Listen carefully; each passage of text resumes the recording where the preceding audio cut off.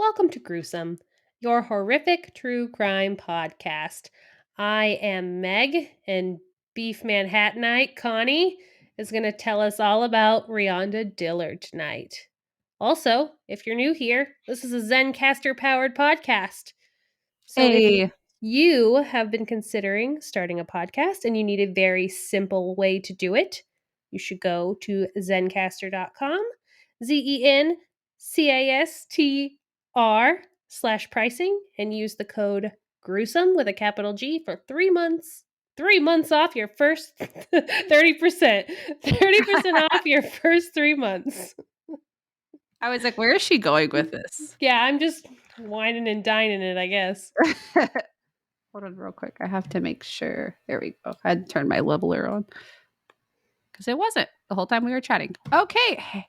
All right. I think we've talked about it on here before, but I have a strong familial, that's how you say it, That's good. relationship with the military.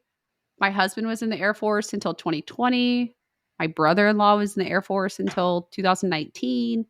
St. Karen's husband was in the Marines for like almost 10 years. My father-in-law was in the Marines. I work very closely with the Air Force currently. I have seen my fair share of crazy situations. I'm sure you have read or watched them unfold on the news. And I would say that 95% of the people that I have met in the Air Force are really top tier stand up men and women, especially the women. The women that I work with and know now, they're some of the hardest working, have your back, no bullshit people that I've ever met. They're top tier. But as we know, just like with any group of people, there are those that give the good ones a bad name. The murder of Vanessa Gillian by Aaron Robinson, that showed us like, holy shit, this kind of stuff is happening. Hot mess, yes. Uh, Nidal Hassan, the Fort Hood officer who killed 13 people, the countless number of sexual assaults and rapes that literally happen every day. So we know the stories. We know that murders happen to military members. And we we know they're covered up. Yeah, and we know that crimes happen at the hands of military members.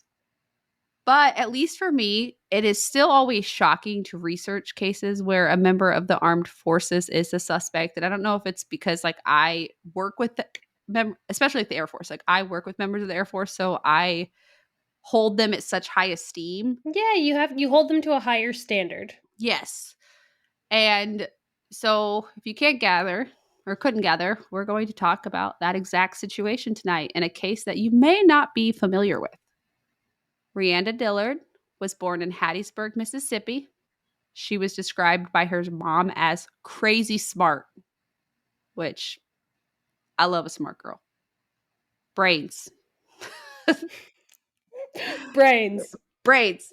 That's all we gotta say. She enjoyed learning new things. She loved robotics. She tutored other kids when she was in school because she was so smart and well advanced past her peers. In 2015, she graduated from D'Iberville High School with honors. Go And this you. is a girl, she had her entire life ahead of her. She had a family who loved her. Her mom had her when she was 16 and she was a single mom. And so she would later tell the judge that her and her children grew up at the same time. They grew up together, which I think we hear that a lot with parents, like teen parents. They're like, I was, Yeah, because because they're like, babies. yeah, they're babies. Babies having babies. So you grow up at the same time, or like it causes you to grow up. Her parents, sister, and two brothers were so proud of her when shortly after graduating from high school, she decided to join the United States Air Force.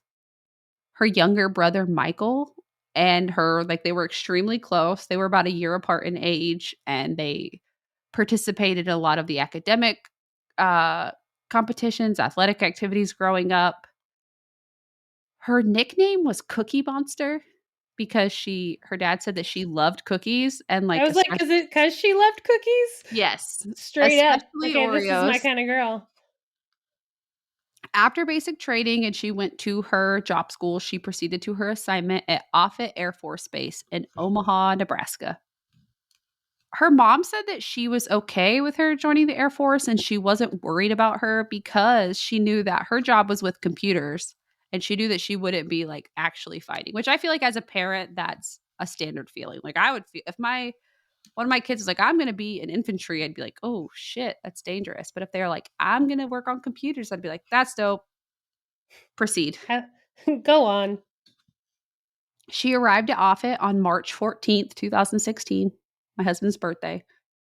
Well, not 2016. He was born like before that, but We know you're a cougar. It's fine.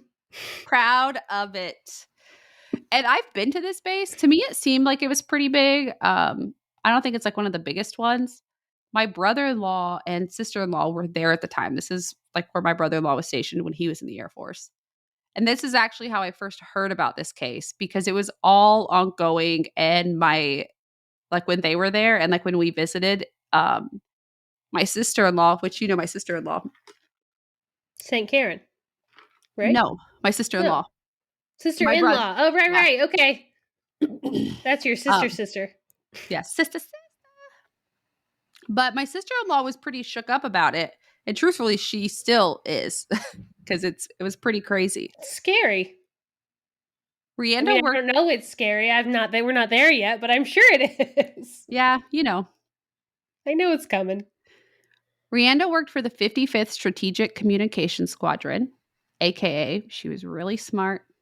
Offutt has a lot of we call them the smart kids go to Offutt. Like there's a lot of them there. My brother-in-law was actually a Spanish linguist when he was there. So like Your the smart. brother-in-law speaks Spanish?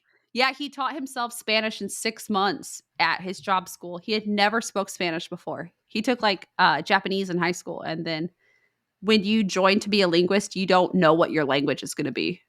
They give you a language. And so his was Spanish. Like, have fun. That's Yeah. crazy. I didn't know that. You look at him and like, you know him. He doesn't look Yeah, like he would speak. when Yeah. you said that, I was like, oh, really? Yeah. Interesting. Fluent in Spanish.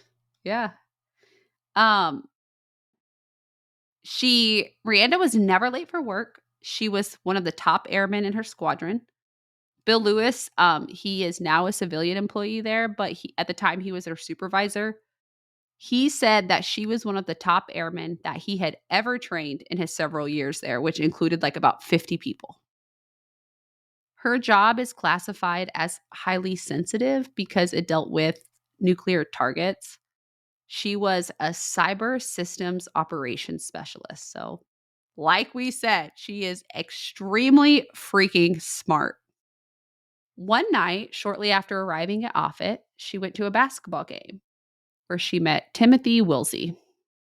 He was a 21-year-old fellow airman who was also stationed at Offutt with the 55th Intelligence Support Squadron. So, all of these numbers that are ahead of it, like that's the MAGCOM that it is. So, like, that's the big group. So, all of these different like sub squadrons, they're still like the 55th, but they're like different areas on base. Okay. I could see them like I don't fully understand that, but and I it'll can't might click. it's like I can't explain it more without telling where I work and like I don't want to do that. So Yeah, that's anyway, fine. we'll talk Another later. dime. They exchanged numbers and Rhianda thought that he was interested in her. Her mom would later say that she'd never heard Rhianda talk about Wilsey and she wasn't much of a dater. So she believed it was like strictly platonic. The two were really friendly. They hung out sometimes. But what Rhianda didn't know is that Wilsey had mistaken her quietness for isolation from her peers, and he didn't know that she had a close family who she kept in frequent contact with. He didn't realize that she was so good at her job that her absence would be noticed immediately. And what Rhianda didn't know is that Wilsey never had any interest in a relationship, whether platonic or romantic. She didn't know that he had been planning for months and writing in his journal about his unsatiable desire to murder someone. What? Mm-hmm. You're just keeping a dream journal about that? Yeah. Yeah. That's crazy. You see, he picked her out of that basketball game that night and thought, she doesn't have a lot of friends here. No one would notice if she was gone. Nope, not true. Not true. Girls can be quiet and still have friends. Yeah, that's like the dumbest. That's such. It's such like a bullshit like excuse. Like, oh, she's quiet. She doesn't hang out with a lot of people. No one must care about her. No one must ever talk to her in her entire life. That's not how this works. She's Especially, legitimately in the military at yeah, the same place you are. People will know. exactly. On the night of Friday, July 29th, 2016, Wilsey went to Rhianda's dorm room to watch a movie. As they were sitting on her bed, watching this movie on her laptop, Wilsey counted backwards in his head, lost his nerve, hung out for a little bit longer, counted down in his head again, once again, lost the nerve. Then, after counting down a third time, he put his arm around Rhianda's shoulder, like he was like, putting his arm around her shoulder, Mm-hmm. before extending it around her neck in a sleeper hold style, trying to strangle her. After using his right arm, he followed by switching to his left to do the same thing. Ultimately, he He sat couldn't on make it happen with the first arm. no, and Mm-hmm. that's something that, I'll get into that in a minute because I have some feelings. Okay. Ultimately, he sat on her and strangled her with his hands. In I the mo hate a random case. Mhm. This feels very random. Later, it would be revealed that after he murdered Rhianda in cold blood, he hung out in her dorm room for a few and ate her Oreos that were in there. He was seen on the cameras in the hallway eating the cookies as he left, like it was Ew. no I'm big deal. disgusted. And honestly, this is how I heard about the case. When Don't my deserve those. when my in-laws were talking about it, my sister-in-law was like, "Yeah, an airman was murdered in the dorms, and her murderer just sat there and ate Oreos." And I was like, "What?" And then it wasn't until after I like fully was like researching it and I was reading interviews from her dad when he was like, "Oh yeah, like we called her Cookie Monster because she loved Oreos." And I was gutted at how like full circle that I'm came. furious, honestly. Yeah. After murdering Randa, Wilsey took off in his car, got out of Dodge. The following Monday, immediately, Randa didn't show up for work. So coworkers were like, this is not like her. She had never been late for work at all. And she'd been there for like almost 5 months. Her coworker, Airman First Class Joshua Eldridge, went to her dorm room. They lived on the same floor, so he knew where she lived. And this is how most people in military dorms are. It's just like college. They're on the Mm-hmm. same floor. So a lot of I have a old like one of my old coworkers. She lived in the dorms, and then like my husband had some friends that lived in the dorms. Like they share a communal kitchen most of the time, and like there'll be like two rooms with like literally like a college. Like you have a shared bathroom between two rooms. So you may not know people on a personal level, but you at least, and especially if you work with them, you know who You they see are. them. Yeah, exactly. Lots of acquaintances. So A1C Eldridge walked to her room. Did you give me the No, I said I'm sorry. I knocked something down and I thought you heard it. And I was like, not me. I saw you go like this and I was like, is she I telling was me like, to hold on? no, no, no. My bad. A1C Eldridge went to her dorm room and knocked on the door. When he didn't answer, when she didn't answer, he went and got the dorm liaison, which is like an RA in college, to open the door for her room. He thought that maybe she was like sick and just like overslept. So he was just going to go in there and wake her up. He saw her laying on the bed and her knee, like, it was like she had been sitting upright and like she had kind of just fallen back. Does that make sense? Like, so her Mm-hmm. knees were still Yeah. like on the floor. Or her feet were still on the floor. He thought she was just sleeping, so he tapped her on the leg and was like, "Hey, you're late for work." But then he realized she was cold, she wasn't responsive, she wasn't moving. So him and the dorm manager felt for a pulse. They couldn't find one. Eldridge ran out of there to get help. Rihanda's death wouldn't officially be classified as a homicide for months because there were no What? obvious signs of strangulation. Because he had, this is why I think he did. I, in my personal opinion, I think he was successful the first time he tried to strangle her, like Okay. that, because there wasn't the classic fingerprints that you would see in a Mhm. manual strangulation like that. And then he just like psyched himself out or Yeah, I don't know. Like okay. it was really weird to me. Like I read all the court documents and I couldn't figure out why they were so hesitant at first. Well, I mean, I understand why they were so hesitant at first because they Yeah. were like a military member. Oh shit, this Um, makes us look bad. Uh Months so though. That's a long time. well, you think about it, like anything military related doesn't go through the normal channels. It's like military people doing the stuff, like the investigations. And so I don't know if it took a long time for the autopsy to come back or if even after it did come back, it was like because the interview her dad gave said that they wouldn't tell them it was a homicide for a few months. Like they knew their daughter had died, but they didn't tell them like, oh hey, she was They had no murdered. idea Mm-mm. like how or why or anything. Ugh, No. I hate that for them. Yeah. Her dad was furious and he said he's still pissed about it, which His every right to be. mhm.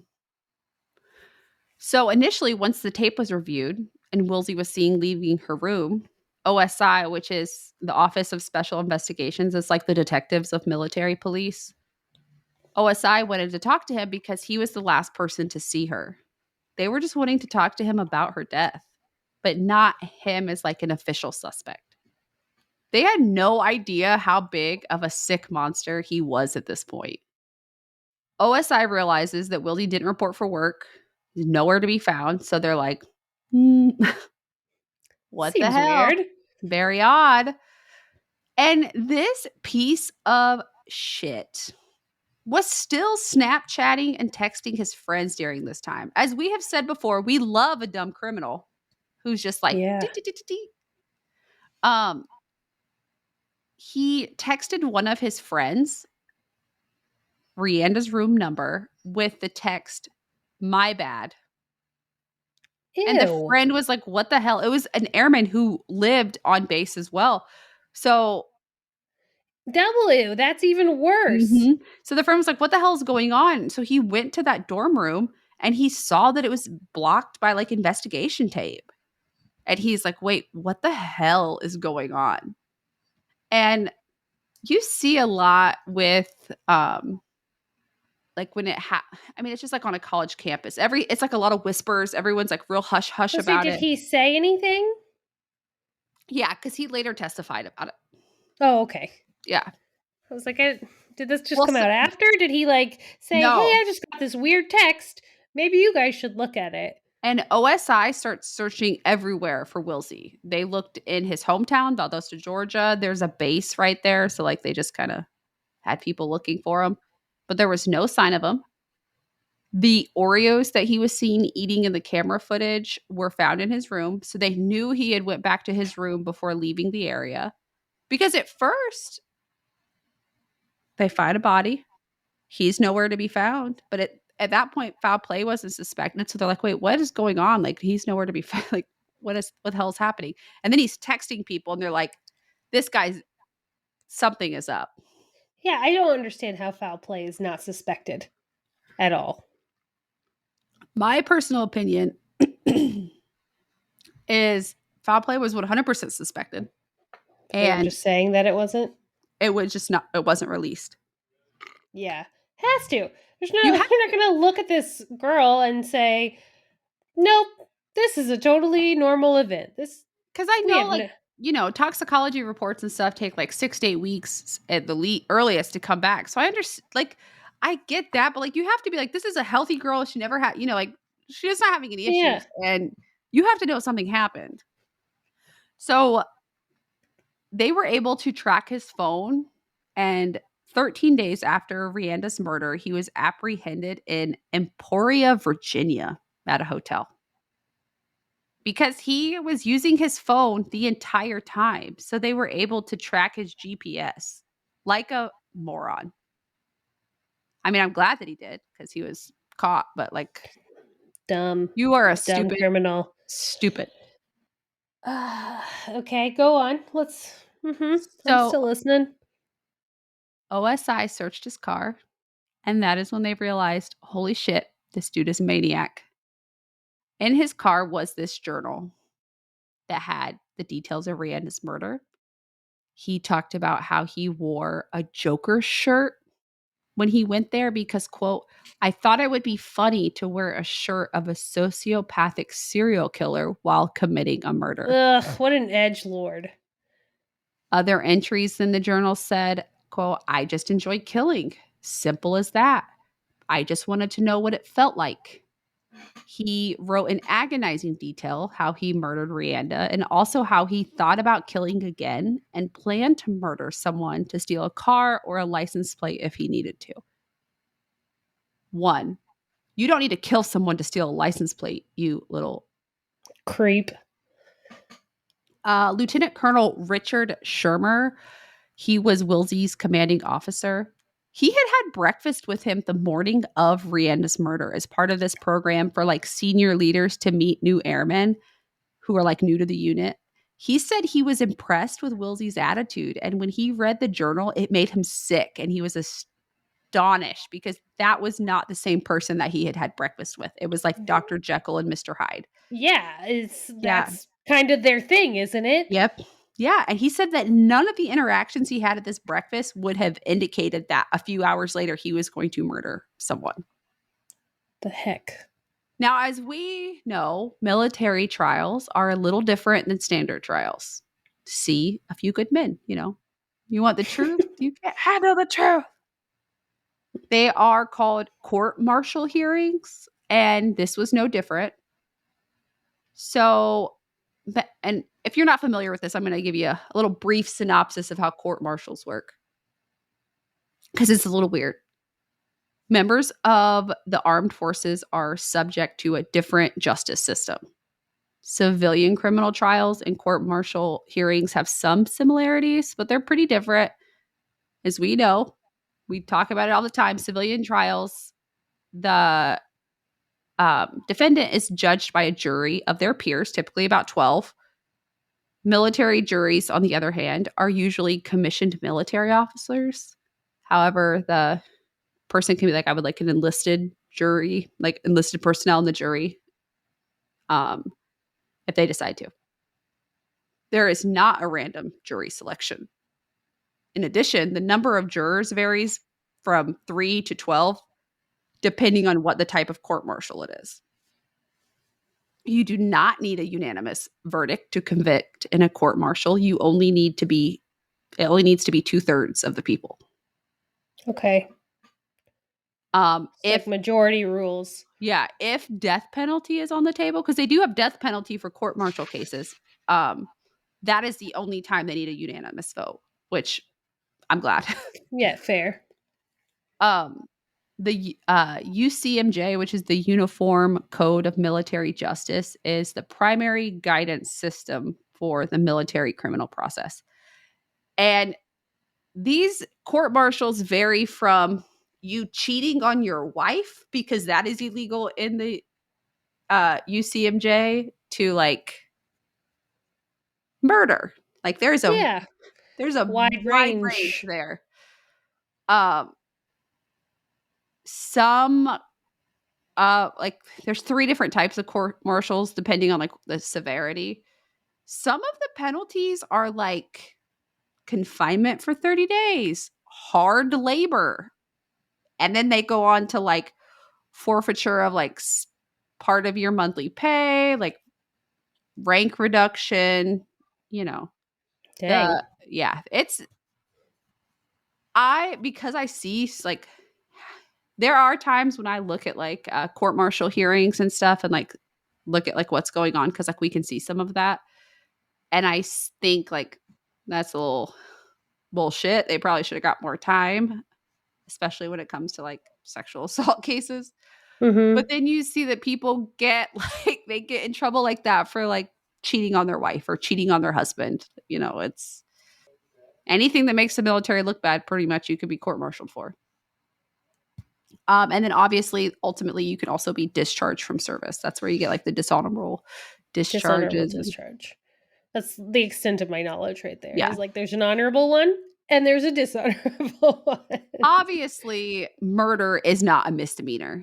Yeah. So Wilsey was facing a general court martial, which a military judge presides, and the judge can actually decide on the case. So if you don't want any personnel to like be like serve as like a juror, you can just be like, I would like you to decide my fate, sir, ma'am, and go from there. He was facing a general court martial, which is like the equivalent of felonies on the civilian side. Like I said, it's the more serious type. Mhm. His court martial was actually moved to the Omaha Federal Courthouse. So it was moved off base, which is a pretty big thing. He was facing life without parole in prison. Her death was revealed that it was indeed strangulation. And premeditated if he had a Mhm. journal about it. He was charged with premeditated murder and also desertion since he just like kind of rolled out of the military to go hide from Good. his crimes. Insult to injury. He pled guilty to both charges, and during his sentencing, his journal entries were read out loud in front of her like entire family. He described in detail how he strangled her and how she fought like hell. Her family gave statements, including her younger brother, Michael, the one I told you she was really close with. He Mhm. had left for basic training 3 days before her murder to follow in her footsteps in the Air Force. Oh, man. Yeah. And this took a long time, okay? Her murder was in 2016 and the sentencing wasn't until 2018. Oh my gosh. Yeah, that's why I said like things Yeah, went that's really slow with all of this.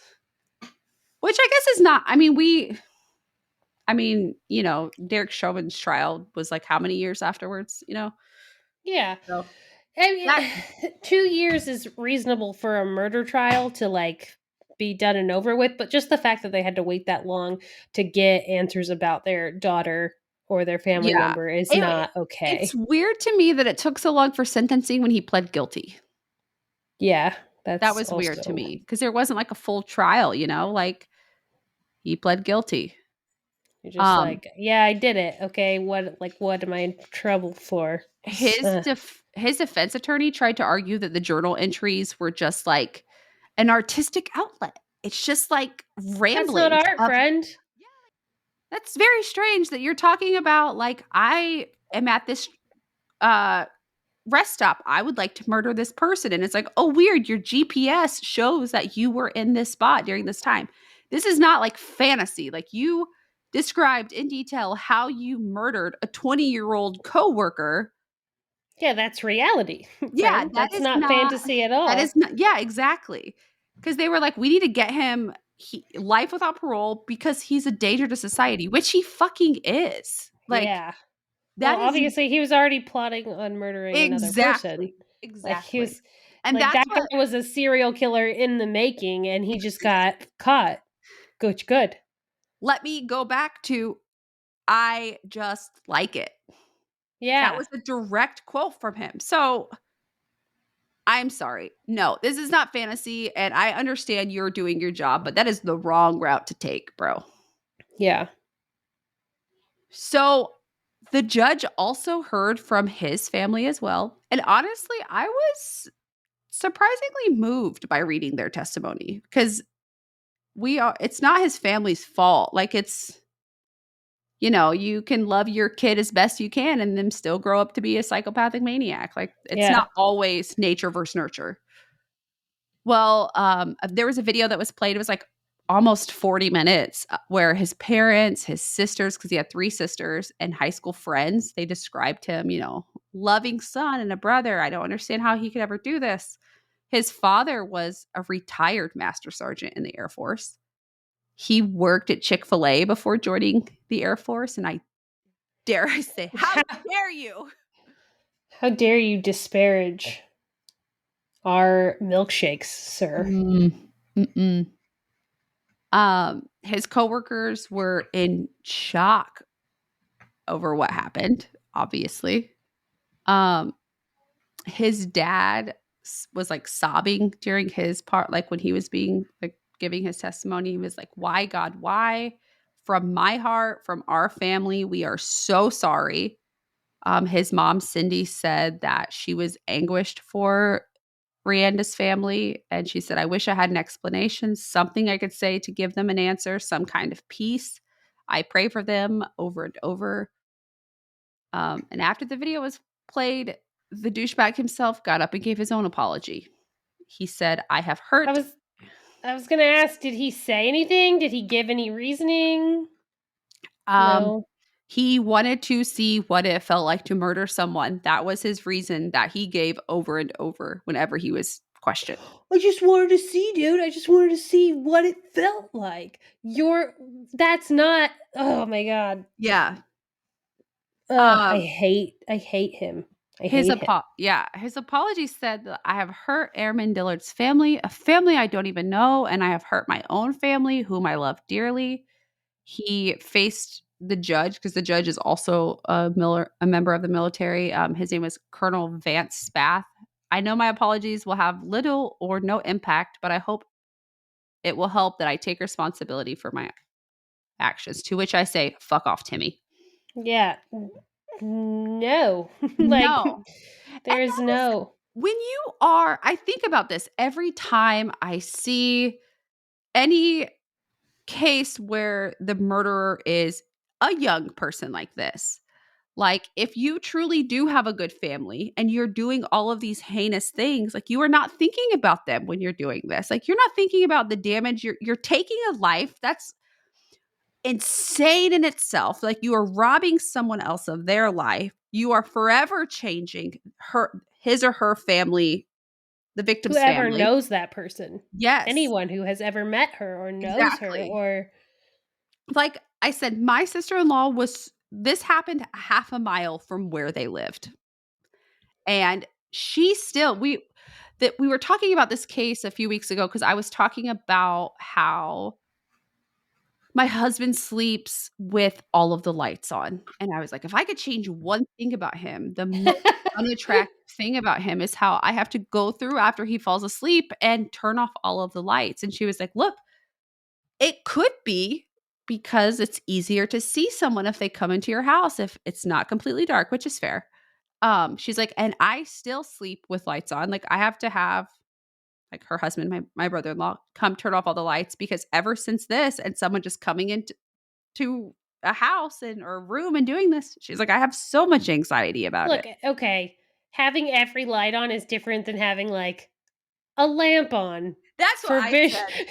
It's I was like, just I was like, he sleeps with the bedroom lights on. And I will stand by this. And listeners, I am so sorry if this will strike a nerve. If you can sleep in a room fully fully lit up, lit.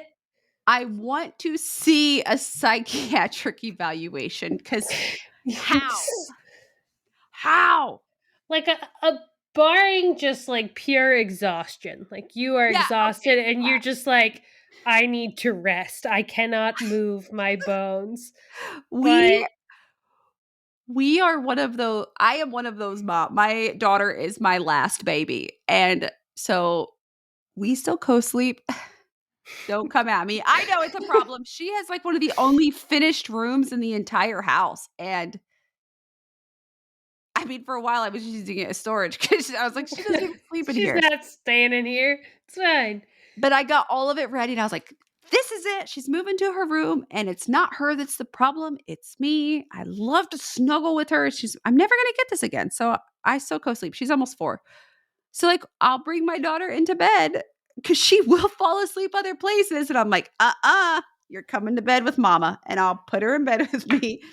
And I walk in there and he's like laying in bed watching King of the Hill with all of the lights on. And I'm like, can I can you turn the lights off? Because I went as far as we have smart lights in damn near every single thing that can be lit up so I can turn it off from my phone because I was like, I'm sick of walking around and That's turning such lights a off. smart idea. That actually does we have the same issue at our house, and our computer, our like desktop, I guess, is in our room, and when my husband's on it, he will be on the computer and like it's backlit, it's got LEDs.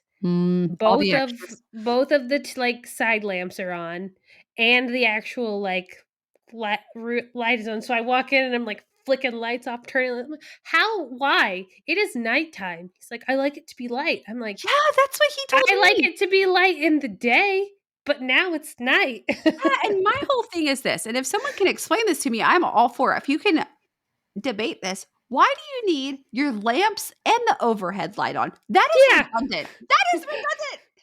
it's not even like that's not even aesthetic, honestly. No, it's so so wasteful.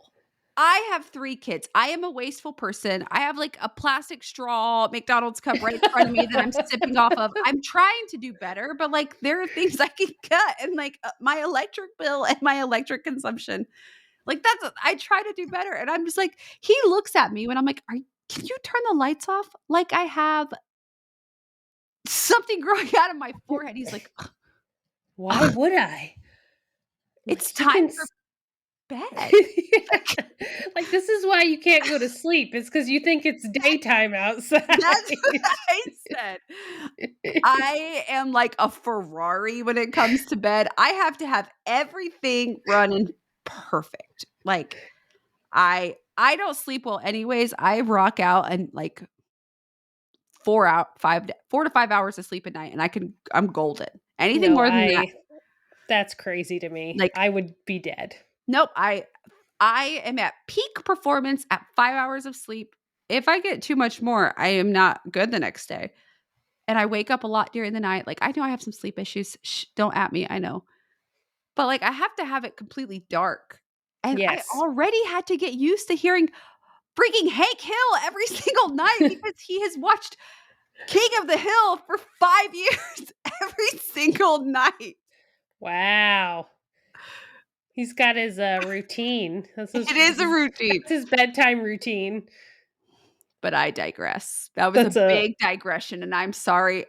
Yeah, I think you just needed to get it off your chest, I did. honestly. Thank you for listening because it's like, Oh, man. That guy does suck, though. yeah. Well, he her mom did like responded to his parents and was like, "I do not blame you.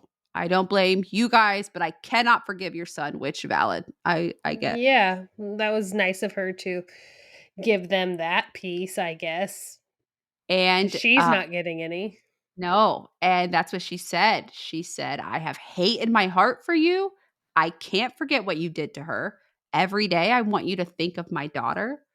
Um, because they had such a hard time following Rihanda's death naturally. That's completely natural. Her daughter and she told Rihanda's mom, Elizabeth, she told the judge, she said, "My daughter thrived and she excelled in school despite her less than privileged childhood." She said that when Rihanna was murdered, her family was completely destroyed. She has one son who is in the Air Force, like this is, he was trying to be like a sister. Elizabeth, the mom, she became withdrawn. She lost her faith. She said she couldn't trust anyone and she had to leave her job because she felt so anxious to be around other people. She had a younger daughter, or she has a younger daughter named Jennifer. And she said that she was hyper protective over her now, which again, valid, because this was supposed to be her friend. Like, this was supposed to be her friend. They were hanging out, just watching a movie, and he did this to her. Yeah. And I can't get it out of my head and like off my feelings that it would we talk about grooming so much in terms of sexual assault and like pedophilia. He groomed her to trust him To because be he knew friends. he was going to murder her. Like that he knew it the whole time. He's like, "Yep, this is what I'm doing." and he groomed her. And that is like so sickening. Like it's Yeah, it's gross. gross. I can't I can't stop thinking about how you said that his defense tried to play it off as like fantasy, Mhm. even though they were there for a really real thing. I always I taught my daughter to do this recently, but anytime someone like says something to you and they're like, "I'm just joking," like I taught her to just say, "Jokes are funny," and like that gives me that vibes. Like Yeah. fantasy is fake. This was real. Yeah, this is not fantasy. Like it are you saying, "Oh, no, no, no." Like, yeah, okay. We know that he murdered her, but like look, like the other stuff was fake. Like he hadn't killed anybody else. Like that's just fantasy. No, that Yet. it's not fantasy. He's fantasizing about doing it because he wants to do it. Like Yeah. he wants to do it. And he had apparently taken a pre-trial agreement. It can't be called a plea deal because they don't have that. Um, and he, instead of getting life without parole, he got life with the possibility of parole, but he's serving his sentence in a federal prison, which I'm Good. glad. But Elizabeth said that she is going to attend every trial. And as long as that she is living and her kids are living, he will not get out of prison. And I say, huzzah. Good. Yeah. Good.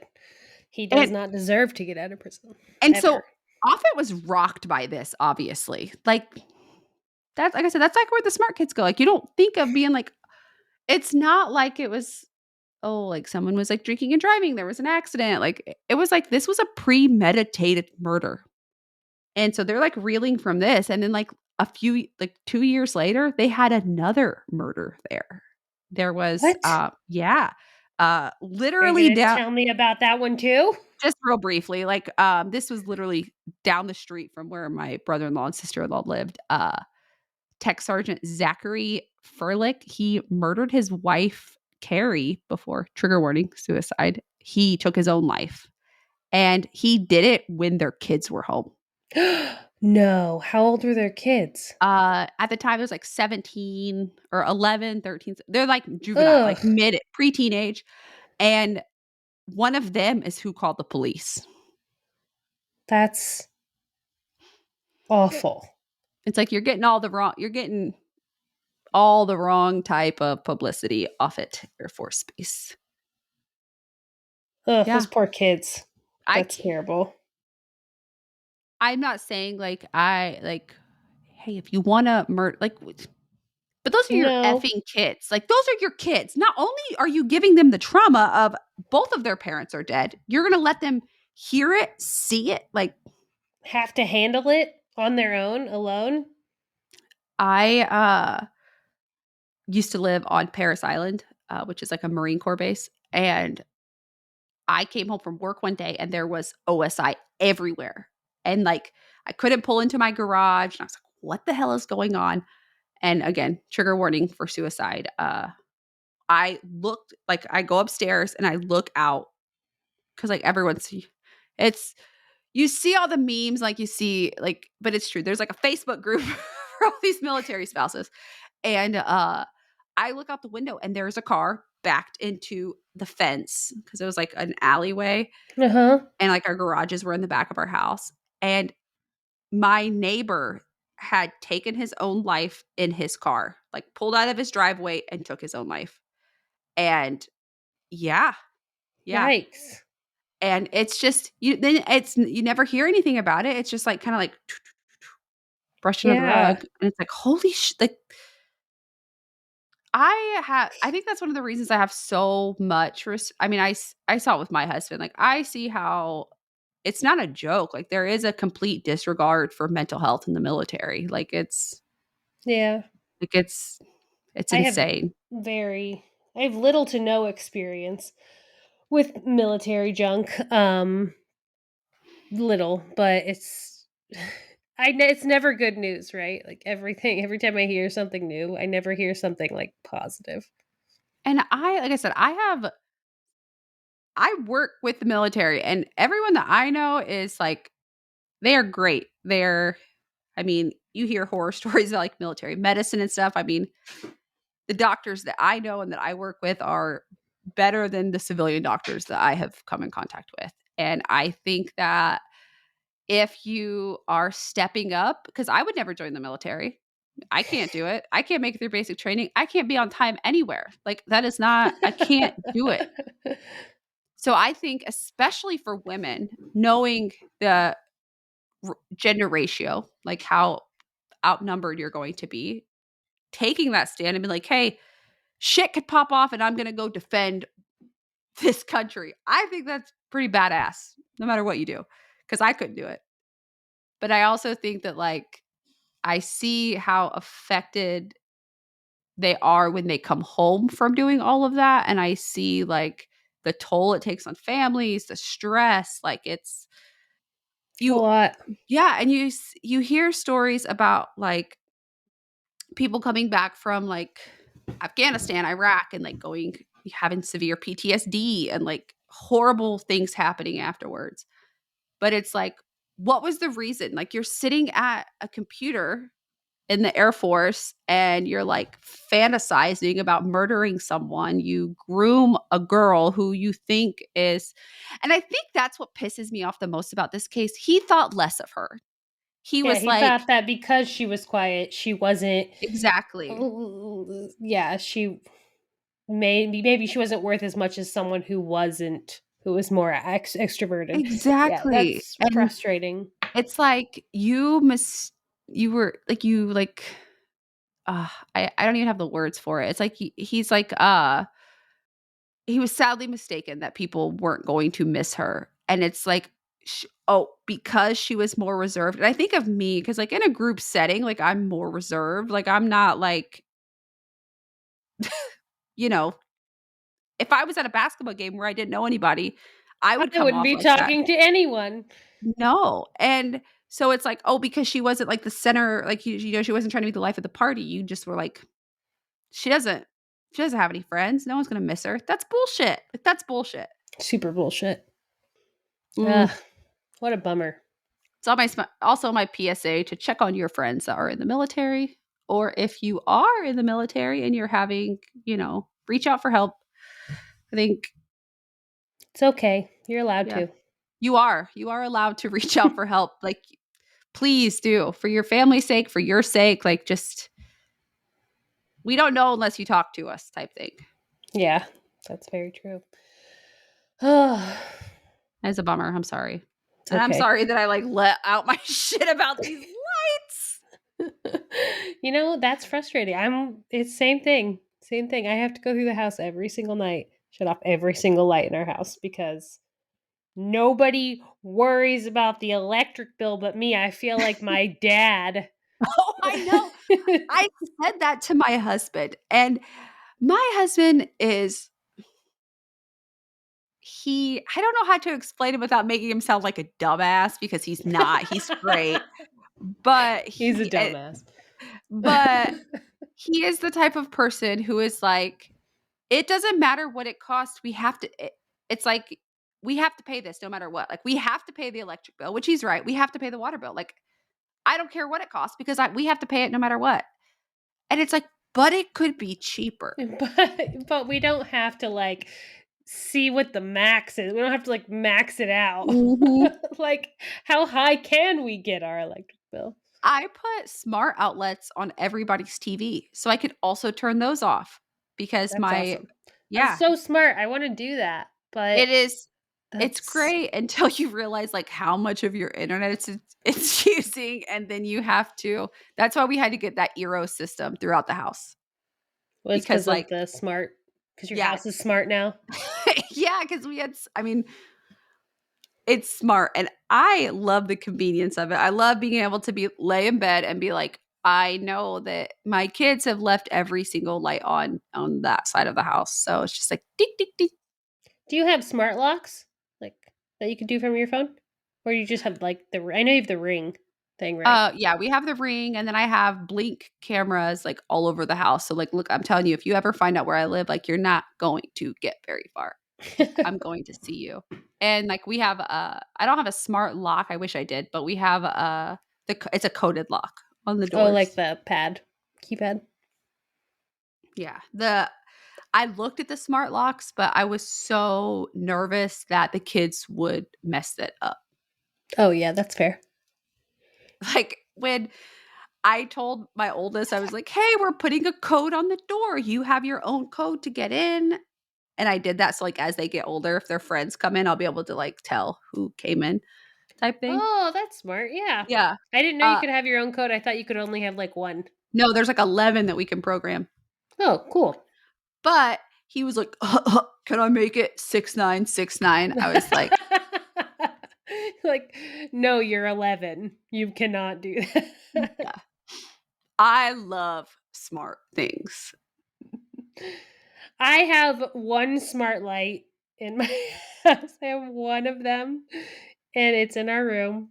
And well, our TV is, but I do love that because I can run it from my phone. And Mhm. also sometimes when I'm like, all right, screen time's up for the day, uh, like my kids will hide the remote. So I just like pull off my phone. I'm like, dink, bummer. Mhm. Bummer for My you kids guys. my kids just lose the remote, and we have Roku, and, like, that's, like, what we use for the TVs, Hmm. and the boys have it in their room, and my middle son, who is the sweetest boy in the world, but he is scattered all over the place. He will lose his remote for his Roku, and then he'll come take the one from the living room, and then when that one's gone, he'll take his sister's remote. And then And now we're they're just investing in Rokus. so now that's why I'm glad we can, like, do it from our phone, but, like, when my husband will fall asleep on the couch watching King of the Hill, and then he'll wake up and he'll be like, "Oh, I can't find any of the remotes." I'm like, "They're in the couch." They're in the couch. It reminds me of You that, slept with them. that scene in Zoolander where he's like, "Where are the files? They're in the computer. They're in the computer." And they just start like hitting the computer. That's what makes me think of it. I love Zoolander. It's like one of my favorite movies. But Uh segue into smart things. We love smart things. So, if you are wanting to start a podcast and you're looking for a smart, easy way to do it, I'm getting better at it. yeah, we're getting ready at this. You need a smart, easy way to start a podcast. We say this, but seriously, if you are recording, I'm telling you this right now, and we just had a meeting with Zencaster and we know all the cool shit that is coming soon. If you are recording a podcast with two people and you are recording it into a program that is not easy to use or the sound quality isn't good, We know it's not easy to use because we tried to do we tried all of it. it. And if you want to listen to the sound quality of it, go back to our first episodes. Enough said. That's all I have to say. I mean, you can literally put your intro in, any sound effects, like remove long pauses, because you get talking and then you're like, wait a second, where was I? We do it all the time. You don't hear it because You'd Zencaster never removes it. know. So if that is what you want to do, and we've had so many people message us about starting podcasts, and I am so excited. We had high school friends reach out to us and they're starting a podcast, just like two dudes talking. It doesn't have to be true crime. It can literally be whatever you want. I wish the My name of their podcast was Two Dudes Talking. it's Friends with Benefits, which is actually like hilarious too. The benefits of friendly conversation. Um oh, I'll charge you for that ad later, guys. But you should do it. Yes. You should start your own friend buddy podcast, whatever you about the things that you like. Because as we learned yesterday, you can start a podcast about whatever you want. There is a niche for everyone. There's a niche for everyone. And when you start your podcast and you're like, man, I tried these other systems, or better idea, don't try the other systems. Go straight to Zencaster. Use our code gruesome, our Zencaster, ZENCASTR.com/pricing, promo code gruesome with a capital G. And then let us know and let us listen to it. And we Yeah, will. because I want to listen to your podcasts. I think they're awesome. If I you get could have a excited. podcast about something that wasn't true crime, if it was just you talking, what would you do? Me right now? Mm-hmm. Right now it would probably be like college stuff. Like because I'm in school and my life is all dental school right now. So it would probably be like dental school. But outside of that, maybe like just hobbies, like Okay, and craft. you have a lot of hobby. You are a serial hobbyist. I'm a serial hobbyist. I am. Actually, I sewed my scrub cap for dental school and I put it on the other day and my friend was like, "You made that?" I was like, "Yeah."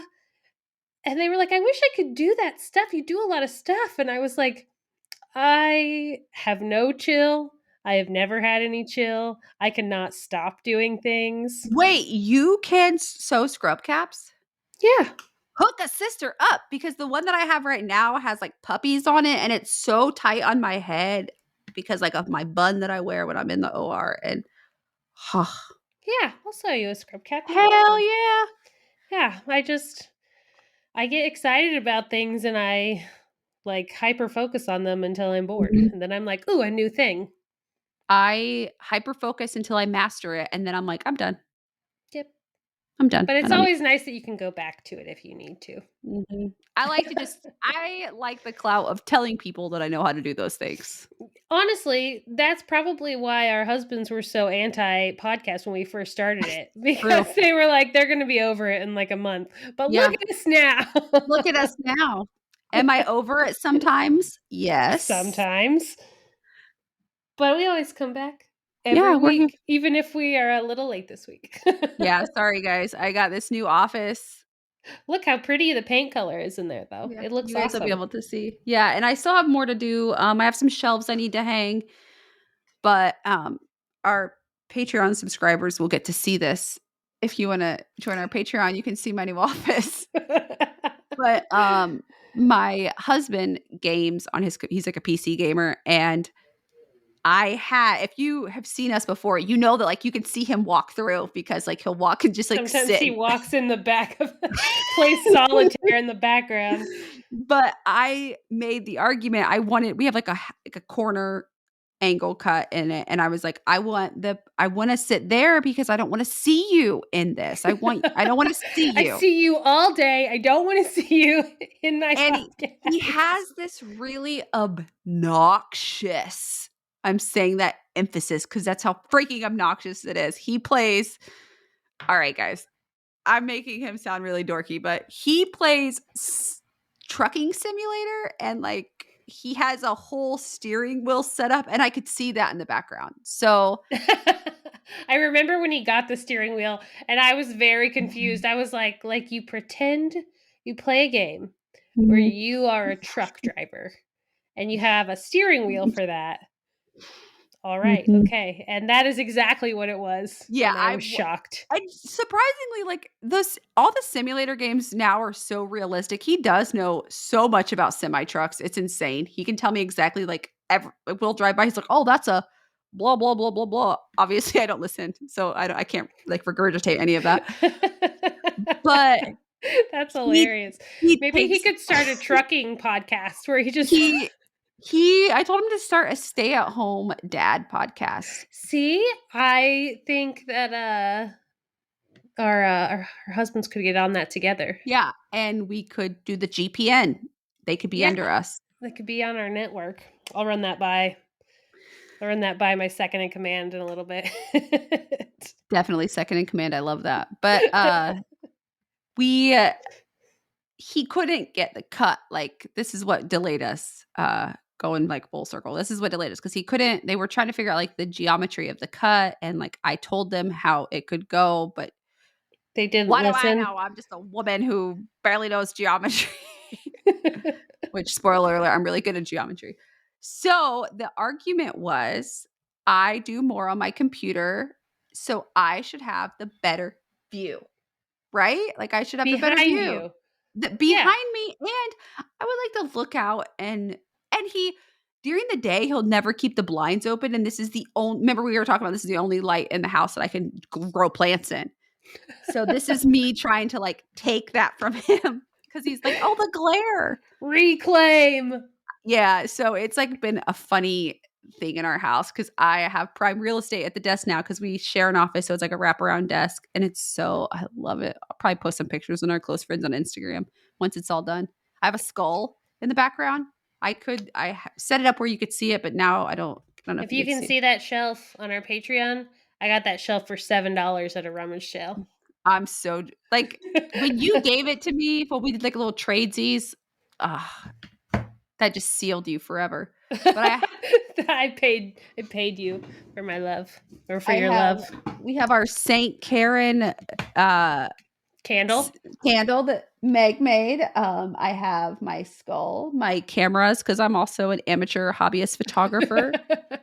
The night bus, a sign that says "Welcome. Let's talk about serial killers," and then it's gonna be all done. It's gonna be awesome. I'm so excited.